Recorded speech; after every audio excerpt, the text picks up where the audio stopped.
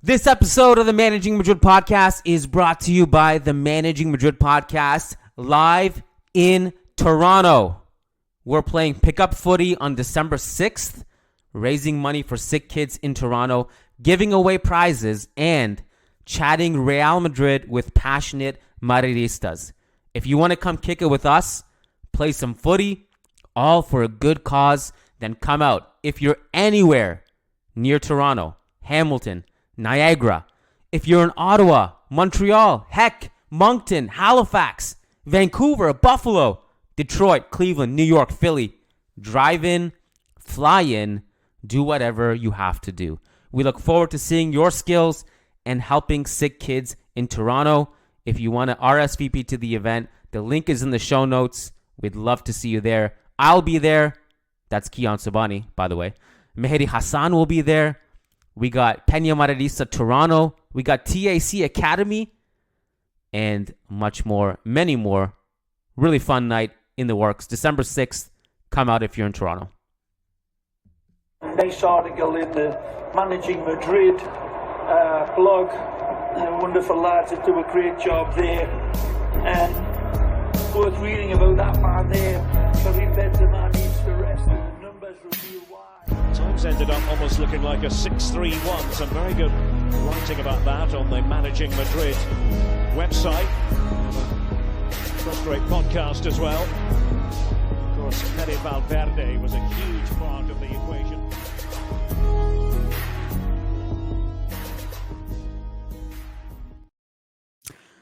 Hello and welcome to a Halloween edition of the Managing Madrid Podcast. I'm your host, Kiyan Sobhani, joined today by the great Will, Mr. Factos. What's up, Will? How you doing? Welcome to the show. I'm doing pretty bad, brother. I'm doing horrible, actually. What is this robbery? What is this, man? You know, the only good thing that happened this week is, if you think about it, everyone forgot about El Clásico. I forgot about El Clásico, bro. I genuinely forgot about it. I forgot about the 4-0, bro. I forgot Madrid was in a crisis because we just lost 4-0. Still, man, pretty horrible week. I can't believe we're still talking about it. It happened on Monday, and it's Thursday. And we're going to talk about it from a different angle. Look, Will, on his own channel, on his own social media, already went to ham about this Vinny getting robbed thing. I did that. Yesterday, Leah and I were talking, and I asked Leah how she was doing, and she said the exact same thing you did. She said, horrible, because of the robbery. She was very active. She was waving the flag of, we must talk about this injustice. And now we're here a few days later to talk about it again, but in a different light. Rodri won the Ballon d'Or. Congratulations to him. You had 29 other players who were nominated for this award, and possibly some others that should have also been nominated. We're going to go 2 to 30, Will, and talk about, did they deserve to be there? Did they deserve to be in a place they ended up in? And etc. Are you ready? Let's do it, man. I'm excited. I'm excited. Let's go. I'm super excited. I think this is a fun exercise to do. We're going to go through it. Here is the list. If you guys are on YouTube with us, you can follow along. In case you forgot about the top 30, who was there, erase it from your memory. Quite frankly, I didn't really care who was after 2, 3, 4. So there you go. So this is also very helpful for me as well. We're going to start with number 30. Mats Hummels, number 30. Probably Borussia Dortmund best player in the Champions League. He actually is the winner of the gala. If you know what I'm talking about. If you know, you know. This Mats Hummels guy, he's great. Is he the 30 best player in the world? I mean, probably not. But it's fair. I think it's good for him to be there. He was probably Borussia Dortmund's best player in the Champions League. So it's good that he's there. He's a sir. The question to me is, was he one of the top 30 players in the world last season? My answer to that is yes. So he's supposed to be here.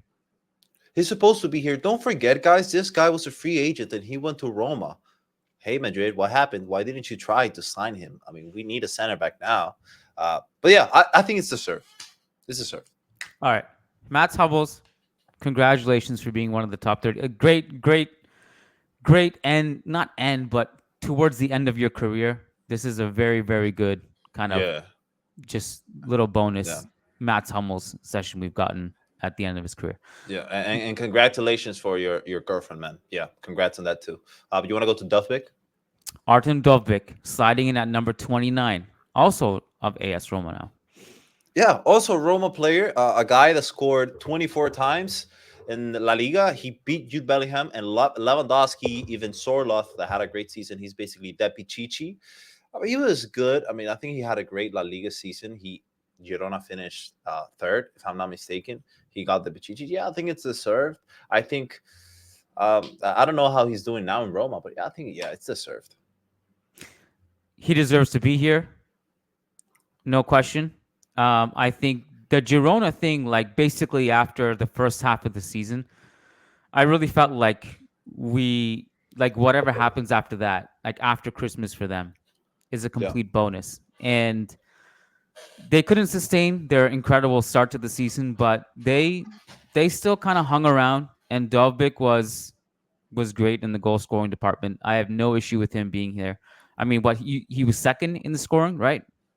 Is that correct? On the Pichichi, you mean? Yeah.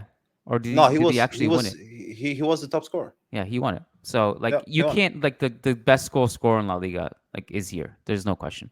Yeah.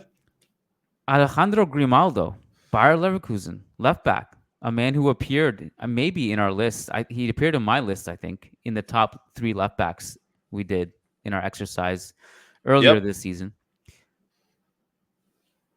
Thoughts? Alejandro, I mean, he's great, bro. He's a really good player. He got 10 goals and 13 assists in the Bundesliga. He got basically Bayer's Leverkusen first Bundesliga unbeaten. He was obviously probably the best left back last season with Hevardiol, probably from Manchester City. Yeah, he's up there. He was also part of the Euro squad that won the Euros. He wasn't a starter, obviously. Cucurella was, which we're now probably going to enter on the debate on why Rodri won the Ballon d'Or, right? Because of his Euros. But most of the Euro squad is not here. Most of the Euro starting 11 is not on this list. So that's a great question. But yeah, he's deserved. Deserved 27. The only left back on this list. It is interesting that I think like I don't know if some of the best is the right word, but certainly some players who were very, very good all season in their leagues, in their clubs, didn't get a look at a very, very successful Spain squad. So you can't really say anything because they won the whole damn Euros. But Grimaldo was one I was surprised that, didn't get the nod over Cucurella, who also had a very good tournament for Spain. So you can't really say anything. But right, yeah, Grimaldo was very good at Bayer Leverkusen all year. Let me ask you this. I asked this to Leah yesterday too. Do you think there's like this almost Bayer Leverkusen tax with a lot of these guys, and that Xabi Alonso makes it tick so good that maybe in other systems they're just not as good, and that wherever Xabi goes, he can find these pieces and elevate them for the greater good. And whether it's Grimaldo, whether it's Ta, whether it's Frimpong, the exception is Wirtz, who is going to be great anywhere he goes. But do you think Grimaldo kind of fits into that category of like, I'm curious to know like if there's a stepping stone for some of these guys and would they look the same in a different club? I think Xabi Alonso probably has a bit of that probably a lot of his players flourish under him. I don't think that should apply to Grimaldo, though, because this guy has been killing it for a few years. This guy was the Liga from the Portugal league, best left back, like every season he played. He was basically Portugal. Yeah, exactly. The best player in the Portugal league, the best left back in the Portugal league. He did good in Leverkusen. So I don't know if that necessarily applies to Grimaldo, who killed it in Benfica, who was already great in Benfica. Let's see what happens with Grimaldo after Xabi Alonso leaves, or if he leaves to a bigger club. This guy will probably not end up in Bayer Leverkusen, right? He probably will go to another club like a Manchester City or something like that. I think Grimaldo specifically from that Bayer Leverkusen team is one of those players that's probably elite anywhere in the world. Do you take, like, I know we're going to basically go through this list and probably agree that everyone deserves to be in the top 30. If there are exceptions, I guess we'll find out. We're about to find one. Yeah. We'll find out at least one. But do you think, like, how much do we get upset over the actual order of these players? I think sometimes very upset. For example, Vitinha as the 27th, that just makes no freaking sense. And I'll explain to you why. There's another midfielder on the same club that won the exact same thing club-wise. But guess what he also did? He won the Euros, being, in my opinion, having a better campaign than Mr. Ballon d'Or himself. And I'm talking about Fabian Ruiz. How is Vitinha on this list as the 27th? On top of Grimaldo and company. And Fabian Ruiz is not there. It's just not, doesn't make any sense. This is where I think PR comes in. Yeah, it just doesn't make sense. I don't really know. That's a great question. Like, Leah brought up this point on Twitter too, that like when Rodri won, there was all this case of like, okay, so why not Carvajal? He won everything, including the Euros. But why did Fabian's name get lost in this whole thing? Yeah. He won Ligue 1. He won the Euros. Was Spain's best midfielder. Yeah. Same exact season as Vitinha. Same exact season club-wise. They play in the same club. They're both starters for the same team. They both got eliminated by Dortmund. They both eliminated Barca. But Fabian won the Euros, being probably the best midfielder of Spain, alongside Olmo. Why is he not on this list? Stuff makes no sense. I agree. That's I have less issue with Vitinha being here and more issue with Fabian not being there. I also think the reason I asked you about how much you care about the order is that like when the journalists vote, like by the time they start getting like beyond like 1, 2, 3, I don't think they're really like looking like, oh, should I put Cruz number 9 or 11? Like they're not like, I don't think thinking about it that hard. You know, I mean, let's see, because when we get to the top 10, it's gonna get pretty controversial. For now, we're still in the top 30. Now it goes to Declan Rice, which is, for example, it's ranked higher than Vitinha, which is great. Ranked lower than Cole Palmer. And ranked lower than Odegaard, for example. I think Declan Rice was probably Arsenal's best player last season. But let's go to Declan Rice, 26. He basically made 51 appearances for Arsenal this season and also got the Euro final for England, being England's probably best midfielder alongside Jude, obviously, and being Arsenal's best player. Don't remember this guy. This was his first season at Arsenal, and he went for a record breaker signing of 100 million plus, and he was key. He was great. He did a lot of assists. He even scored some important goals. He deserves to be here. He was probably last season. Don't forget, guys, this guy had a better Premier League season than Rodri. Rodri wasn't even in the top 8, bro, of the nominations. And this guy is 26. Rodri is first. I mean, yeah, that's crazy. But yeah, I agree he should be here. I don't know if 26. That's probably a bit low, but yeah. So you think you would rank him above all the Arsenal players or just?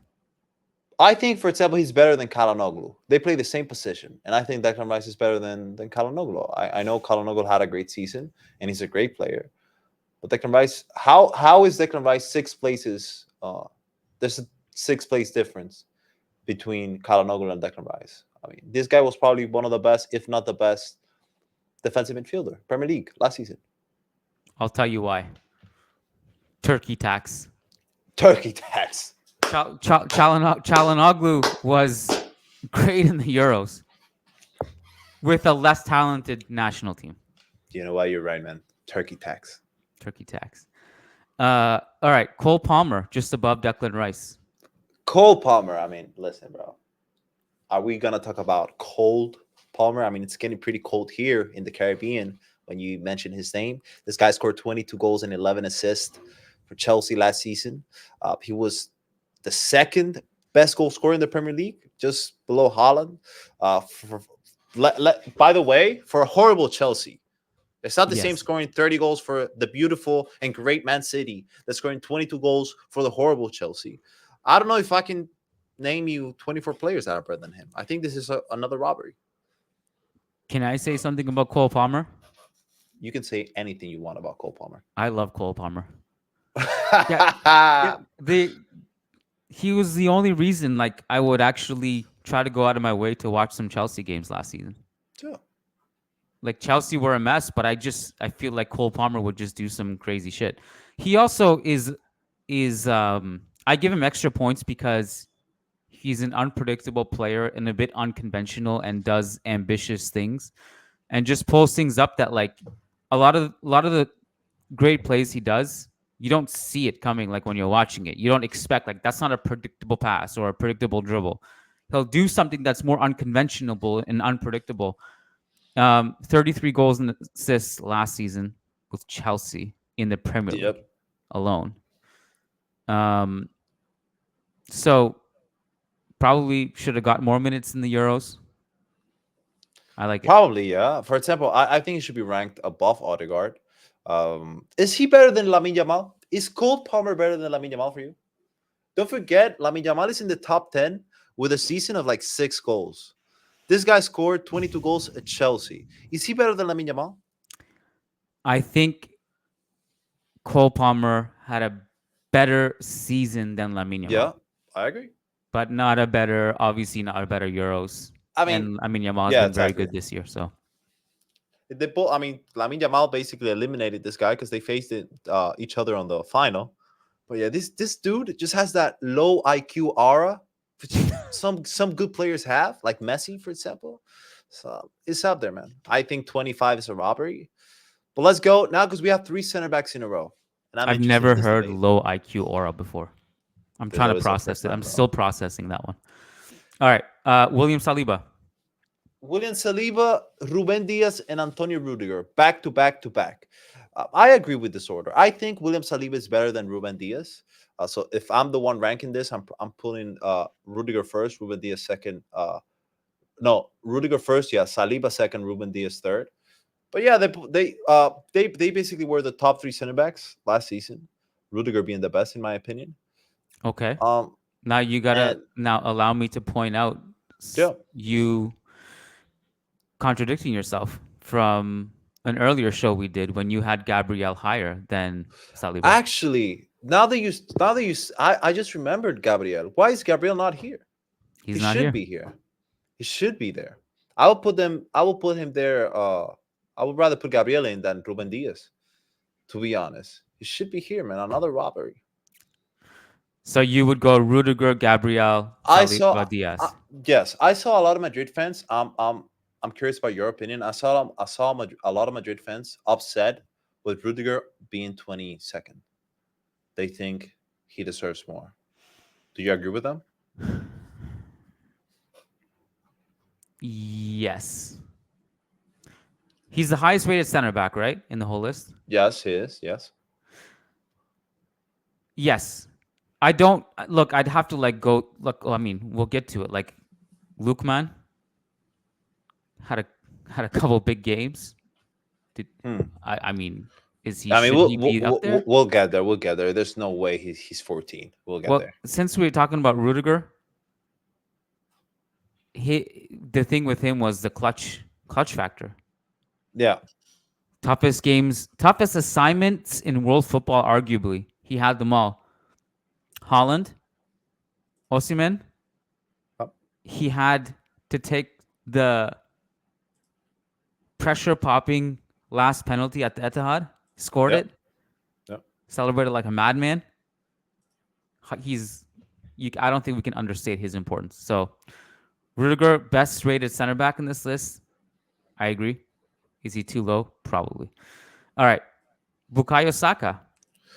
I love this guy. I love the Saka guy. Scored 20 goals and 14 assists for Arsenal last season. Also scored at the quarterfinals of the Euros against Switzerland. I think this guy's a great player. He's one of the best right wingers in the world. I think 21st, to be honest, is fair. I think this guy isn't a top 15 player yet. There are some players that are in this top 15 that shouldn't be in the top 15. I don't think Bukayo Saka makes it though. I think he's a great, great, great player. Very important for Arsenal and for England. Has the clutch factor too. This guy scores in most important games. Scored basically in every game against the top 6 last season. He's great. One of the rare bright spots in that England team in the Euros.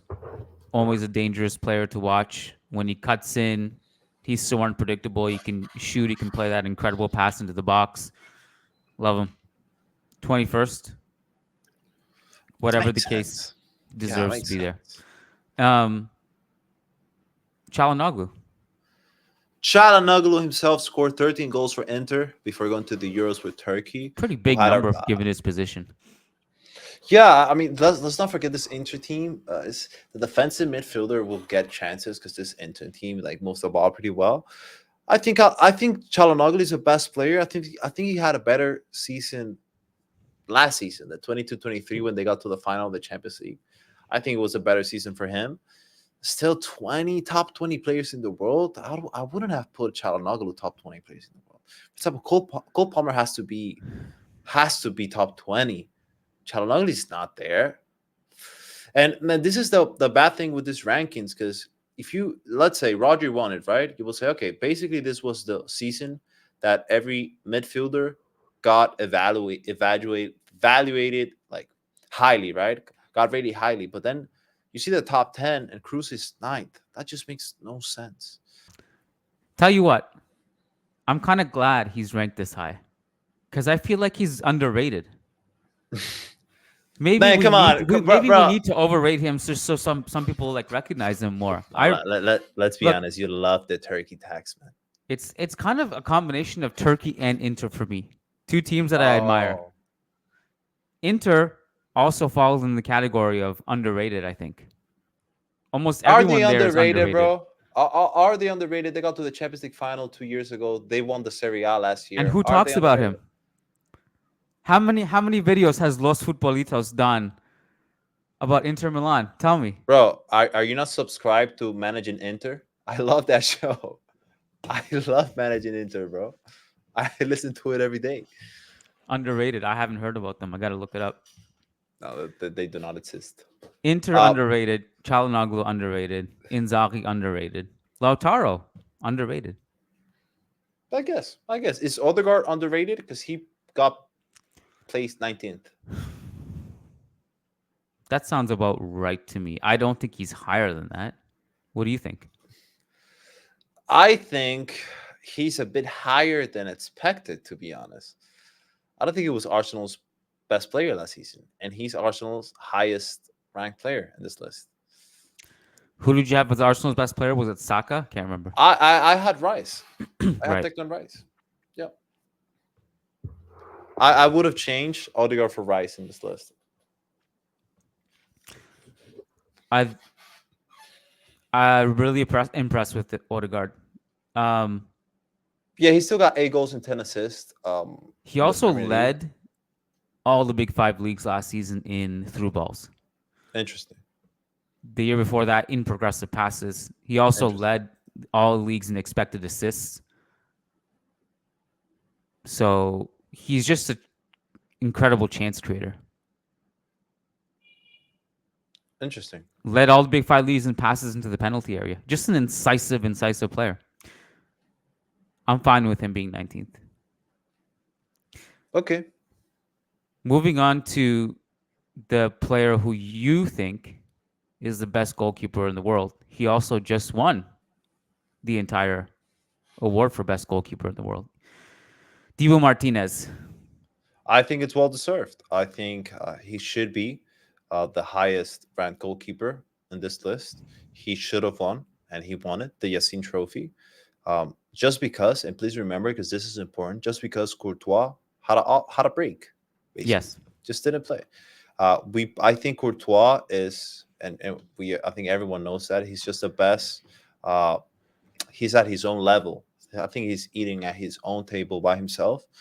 And if you had to remove Courtois from the equation, this guy had a great season for Aston Villa, qualified for the Champions League, and won the Copa America, being very important. I just went to Argentina. I am very in touch with the Argentina fan base and what do they think about the sport. And bro, everyone from the kids to the old people there, the second most famous player on the national team after Messi is Dibu Martinez. Mm. A lot of kids want to be goalkeepers now because of El Dibu. Um, and that's a team that has McAllister, Enzo Fernandez, that had Di Maria not so long ago. That has great players, and the second most liked player in Argentina right now is Dibu Martinez. I personally I admire him for his class and very sporting behavior. Because Oh, as you saw, like it was one of the criteria oh. uh, for winning the award was you need to be a sportsman. Yeah, So but that was unfortunately, Vinny obviously a lost lie. that one, but Dibu Martinez class act he won. No, but it was still obviously a lie. I really enjoyed the sarcasm because it looked pretty serious. But it was obviously a lie because Rodri had a few red cards last season. And guess what, bro? You know France football is paired with UEFA, right? Or Yes, UEFA. yeah. Between Vinny and Rodri, one of those players, you guess who, got sanctioned by UEFA this year.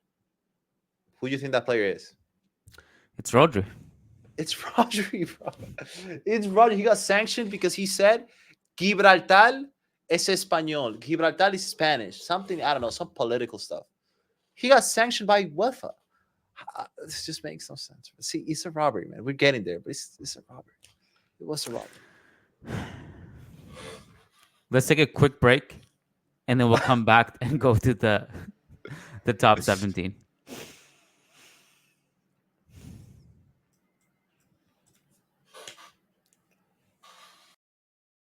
TAC Sports Group, the premier innovation sports, aquatics, and lifetime skills organization based in GTA Toronto with multiple locations.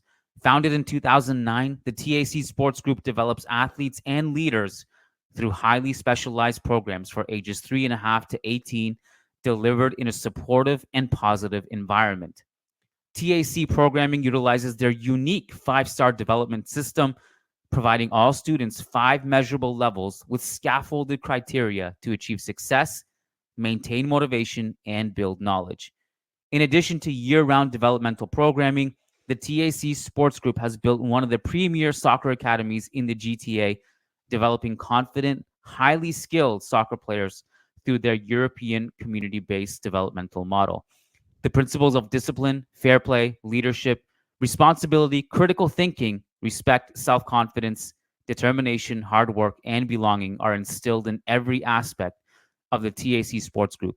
We invite you to discover how the TAC Sports Group is shaping the future of child and teen programming by visiting their website at tacsports.ca.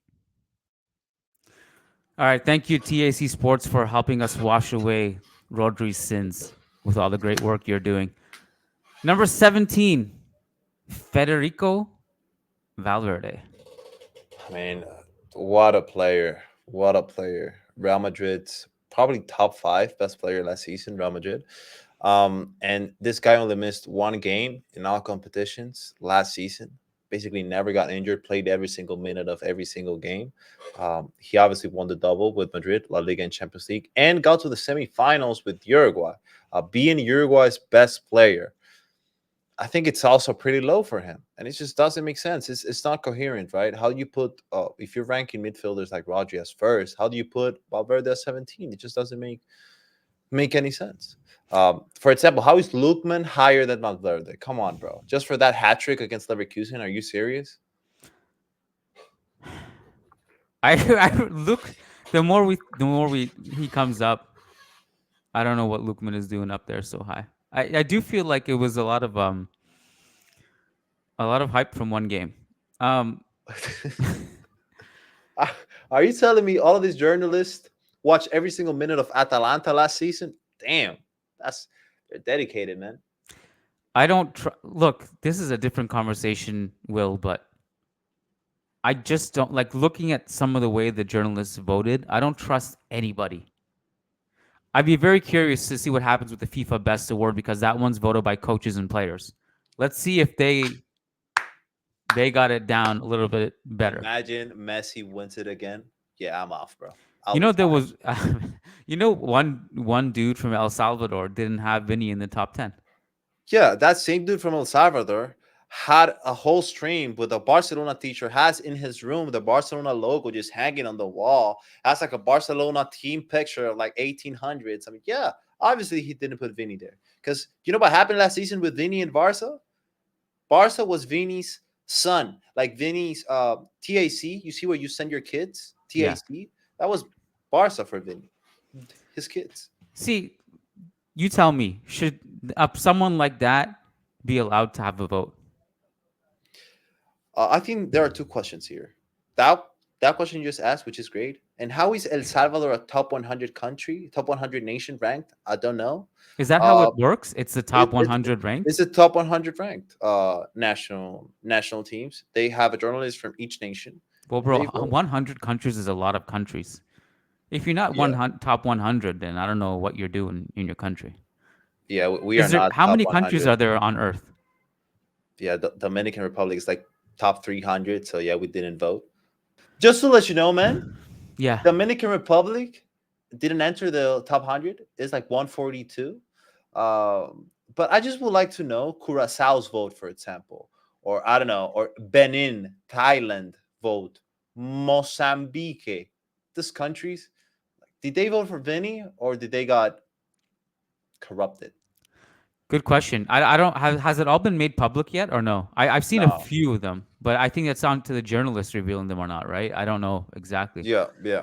Yeah, look, these man, it should be a collection of our smartest people, and it should be me and you putting that team together. That includes us both, bro. Yeah, so it's us two and like five other people, I think. And like Lucas. Lucas and Florentino. All right, Granit Xhaka. You gave me a lot of shit for picking Granit Xhaka in my top Yeah. 3 midfielders last season. Yeah. So I'm sure you're not going to be happy with this one. You think it was a better midfielder last season than Fede Valverde, for example? No chance. No. No chance, right? I think But I think he had a great season. Yeah, I think he has a I think he had a better season than Lookman. But yeah, I think Chaka deserves to be in top 20. I'm gonna be honest. Chaka deserves to be higher than Odegaard, like he is. But I don't know if he deserves to be so much higher than Rice. I bring Rice to the conversation all the time because this was the year of midfielders and he got ranked like 27th. But yeah, Chaka deserves to be here, unbeaten champions in the Bundesliga. Played every single game except one for his team, so he was pretty important for Leverkusen. Should Lukeman be in this list ahead of Rodrigo? Ahead of Rodrigo Goes, Yeah. probably, because they won the Europa League, and Rodrigo was I mean, he wasn't. I was gonna say he was a bench warmer, but he really wasn't. He was a starter in every game. I probably I probably rank him here, but if he does, he's in the top like between 25 and 30, not 14. Should Lukeman be in the top 100? Yeah, probably not, man. Probably not. All right. So we went through Fede. We talked about Xhaka. We kind of already discussed Lukeman. We overlooked Nico Williams at number 15. Yes. Number 15, Nico Williams, who had an amazing season with Athletic Bilbao. He basically had a lot of assists. This guy had like 20 plus assists last season. He scored in the final of the Euros. This guy deserves to be top 15. I think a 15 spot is well deserved. Yeah, I would have put him on top of Olmo. To be honest, I think he had a better Euros than Olmo. And I think he had a Euros pretty similar to Yamal. And he had a better club season than Yamal. So I don't know why Yamal is so much higher than him. I think it's just PR because he plays for Barca. Yeah. Lamine Yamal has been great in the Euros and this season. Exactly. But it was last season, I think there's a little bit of revisionist history. He was good, but I mean he's way better now.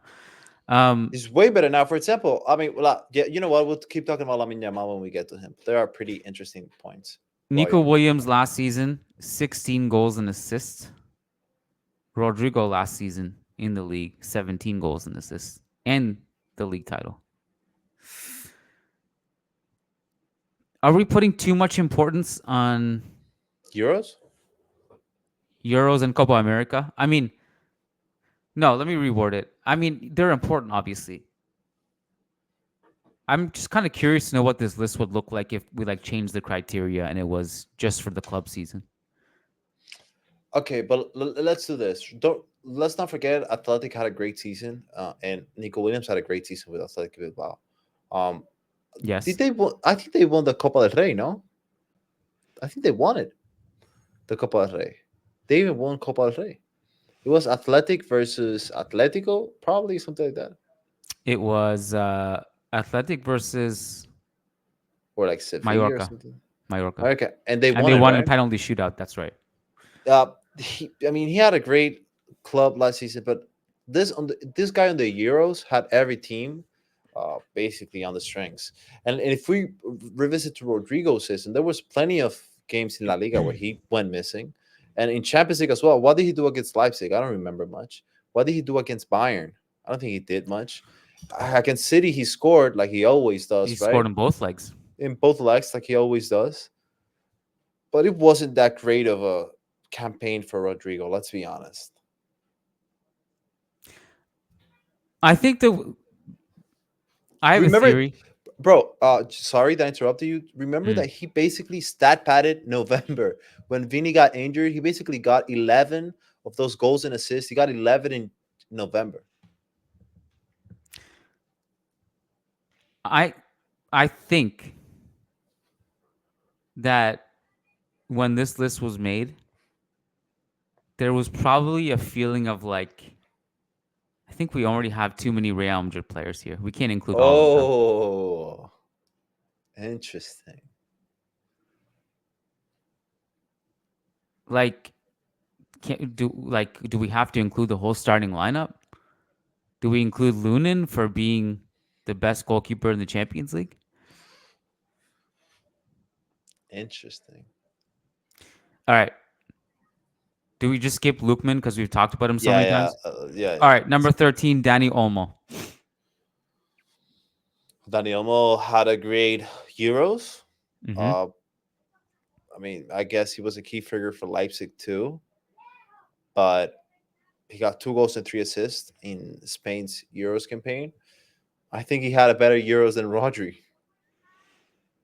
Yeah, he to did. be honest. I think Olmo was among like the list to me of like Spain's best players in the tournament was Olmo, Nico, Lamine Yamal, And Fabian, and Fabian, yeah, Carvajal. yeah. They all had better Euros than Rodri. Remember when Rodri won the Ballon d'Or 2024? Like 3 days ago, 4 days ago? Yeah, I remember when they robbed Benny. Yeah, All right.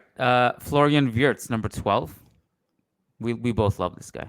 yeah. This guy is great, man. I wish I was a German girl, just so I could have a chance with this guy.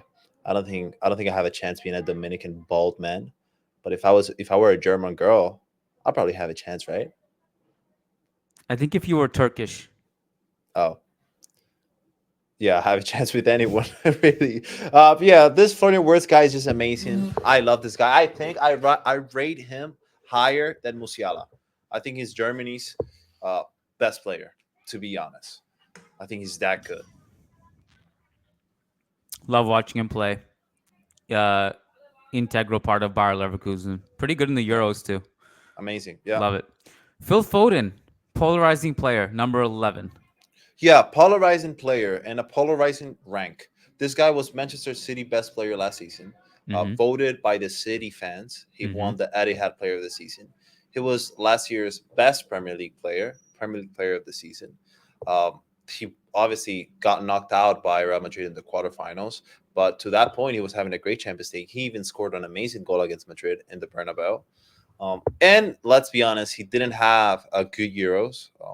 he didn't play good. But how many players from that England team played good? I mean, it's the same case with Vinny in Brazil. Oh no, but he's bad for Brazil. Yeah, how many players are good for Brazil, bro? It's obviously a really badly coached team. This Vinny is a great player. Foden is a great player. I think is too low, to be honest. The best player in the Premier League got ranked 11th. That's super low. For example, why is he ranked higher than Yamal? For example, let's be honest, because it's true the Euros that Yamal had was a great season, but if you only count the Euros in, it's just not coherent. It's not making sense with the list. Obviously, the list takes the club campaign into consideration, and this guy couldn't have had a better club campaign. Don't remember De Bruyne got injured, and the guy that carried City to the Premier League was Phil Foden. Even Haaland had a weird season. Most non-penalty goals in the Premier League last season. Foden. Yeah. I think part of the thing that makes it difficult for me to talk about national teams in such a significant way that we measure it and talk about like this player being great or bad is that it's such a lottery of where you were born. Like Erling Haaland and Lewandowski are never going to win an international award. Yeah. Like we can, what are they? It's not their fault. That's Also, that's also very true. That's a good point. also like the coaching is just so bad at the national team level. Like the two most talented teams in that tournament in Euro 2024, France and England, were so badly coached that you really, really, really, truly have to be some kind of special, dangerous terrorist Yeah. to take Jude Bellingham and Phil Foden and Cole Palmer and Harry Kane Yeah. and TAA and all these guys and just put out that by some Yeah. miracle through some individual brilliance and some good defense, they got to the final. But yeah, I just don't know how much, you punish someone like Jude for not winning the Euros. That's all. Yeah. And if you think about it, the reason I said it's a great point. Who won second place last season in last Ballon d'Or in a World Cup year? Last season, was it Holland? It was Holland. Yeah. And it was a World Cup year when the World Cup was the biggest thing. Holland should have won that. And I don't think Holland should have won the Ballon d'Or, but like if it's so important the World Cup, why wasn't Mbappe second, and why was Haaland second? Yeah, there's no real There's science. no pattern. There's no pattern. The criteria is just kind of convoluted and It changes every year. confusing. Yeah, it changes every year. All right, we're in the top 10, bro. Harry Kane. Okay, let's get juicy. Top 10. Harry Kane deserves to be in this top 10. It was Europe's top scorer last year, tied with Mbappe with 52 goals. Yeah. Even though he didn't win anything, like he usually never does, he was probably Europe's best striker last season. He definitely was Europe's best striker, even better than Lautaro Martinez. The thing with Lautaro Martinez is that he won the Serie A and won the Copa America, so I understand why that would put him in front. But he obviously deserves to be in the top 10. This guy is great, Harry Kane. Incredible season, and predictably didn't win a trophy at the end of it. So Yeah. Toni Kroos, number 9. Yeah, it doesn't make sense. This is when the red alarms and the red alerts and everything just starts going crazy. Just for context, guys, Rodri and Kroos had the same season but inverted. So Kroos won the Champions League and got knocked out in the quarterfinals in the Euros. Rodri won the Euros and got knocked out in the quarters of the Champions League by Kroos, and Kroos was knocked out by Rodri. Right? I think everyone agrees that Kroos was the best midfielder of last season, not Real Madrid's best. No, best midfielder in the world last season. So if you rank, if you anything that you could basically apply to your favor of as an argument of why Rodri should win the Ballon d'Or, you could probably say it for Kroos. And if it would have made more sense for me, and I would have accepted it more, is Kroos if Rodri was first and Kroos second. Because you know what? Then okay, you know what? The voting made sense. Everyone had the same line. Everyone just wanted midfielders to win stuff this season. But how is Rodri first and Kroos ninth. That just does how the same people that voted that Rodri was the best player, that had the best season, the everything, the best guy, the most beautiful. Like Post Cole said the other day, no, this guy makes the other team play. Yeah, come on, bro. If the same people that voted for Rodri voted Cruz for not, is that actually how did that happen? It's just weird. It's just weird. It didn't add up to me a lot in a lot of ways. This is the first time I can remember like the Ballon d'Or winner wasn't even in my top 5.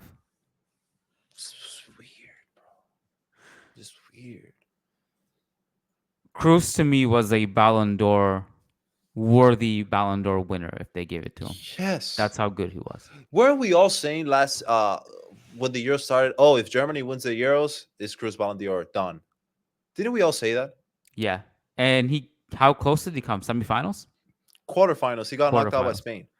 Oh, yeah, quarterfinals. Yeah, he got knocked out by Spain.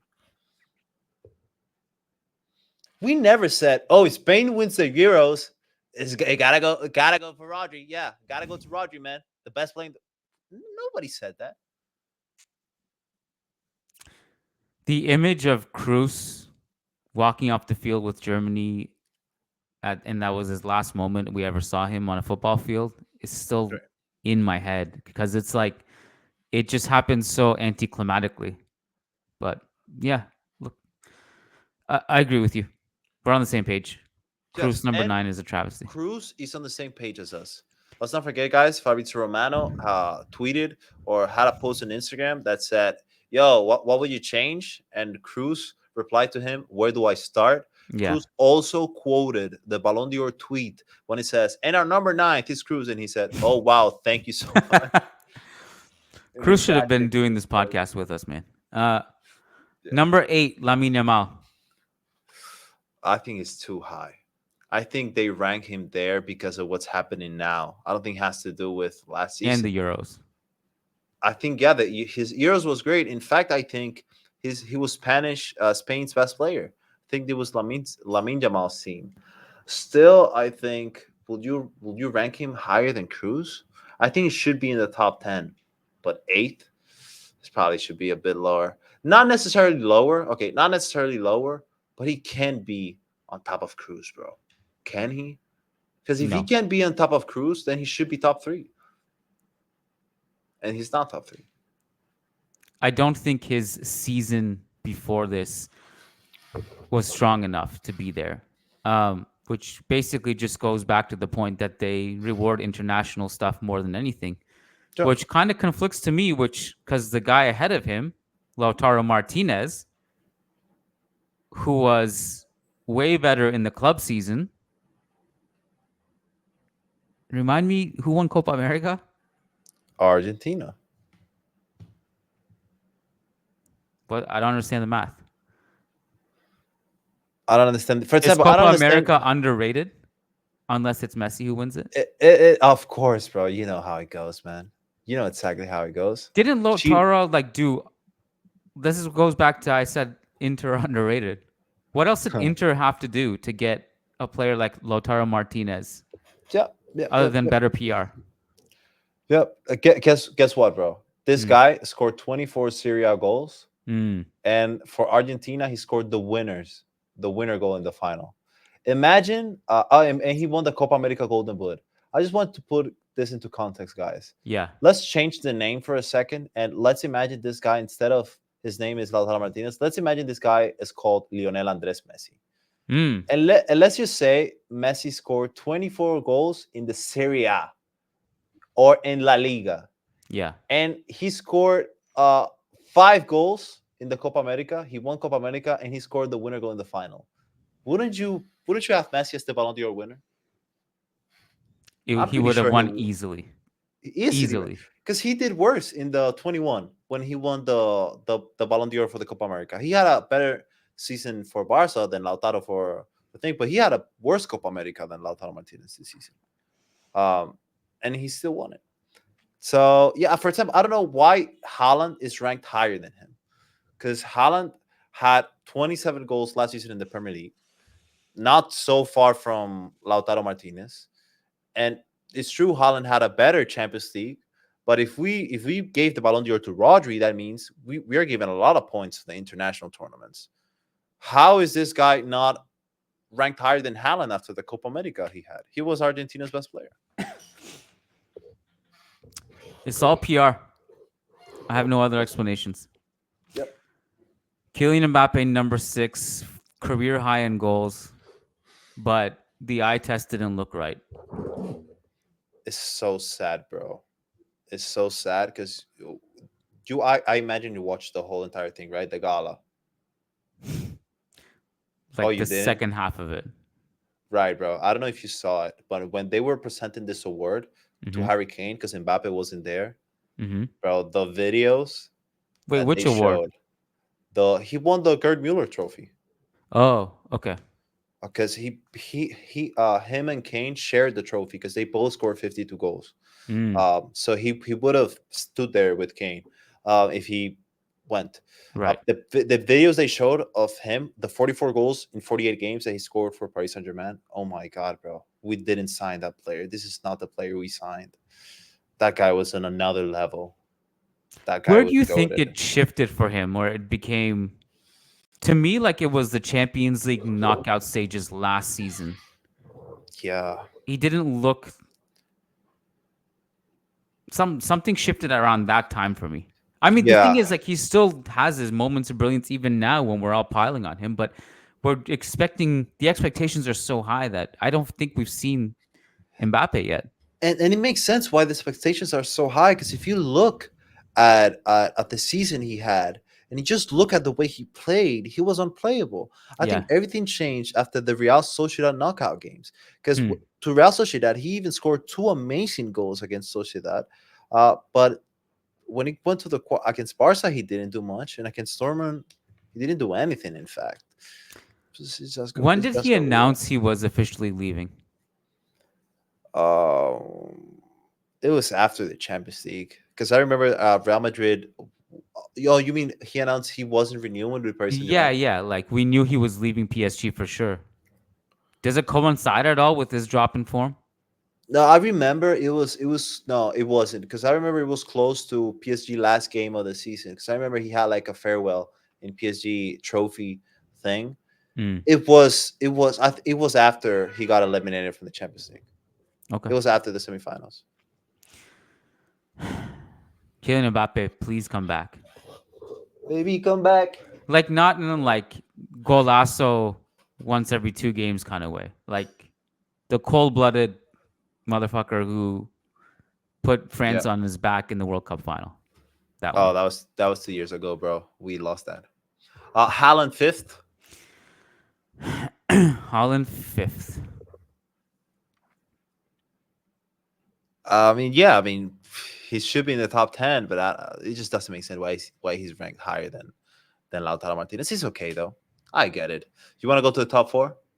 Top 4. Let's do it. Dani Carvajal 4th. Listen, in my opinion, a right back shouldn't win the Ballon d'Or. If a right back wins the Ballon d'Or, it should be a crazy. For example, Roberto Carlos in 2002 got 2nd. That was the last fullback that got like pretty close to Ballon d'Or. I think Carvajal had a great season. He was the best right back in the world last season. But I think it's fair. I think Bellingham, Vini, and Rodri should be higher than him. And Rodri even too? Cruz. Yeah, Rodri too, bro. Let's be honest. Because hold on. We had this whole thing where we were talking about, like, Carvajal won everything. That's the thing. But and scored a goal in the Champions League final. Yeah, bro. But Jorginho won everything in 2021. And listen, Carvajal was better than Jorginho. But who was? But come on, he can be a better player than Vini, Bellingham, even Olmo, Lamine. He can be. He can't. He's a right back, bro. Come on, it's true. He scored in the final of the Champions League. But let's be honest, man. Nobody wants to. Bro, if I go to Canada and I go play footy with you, or I go to the pickup footy you guys are going to play, and you say, hey, Will, you're the right back, I'll be very sad. I'll be tremendously sad. Nobody wants. It's just not as good. It's just not the quality.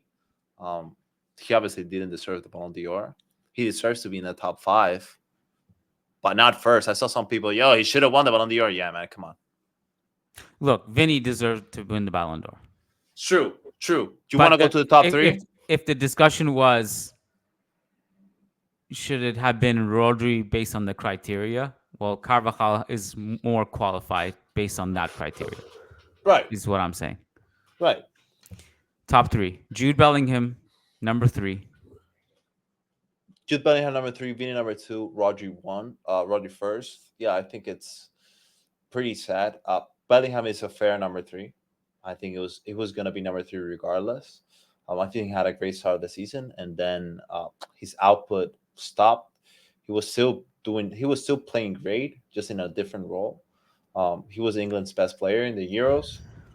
By the way, I forget which journalist it was. Someone said they didn't vote Bellingham in top whatever because he had a shitty Euros.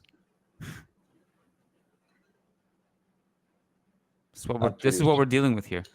If England win the Euros, does he win this award?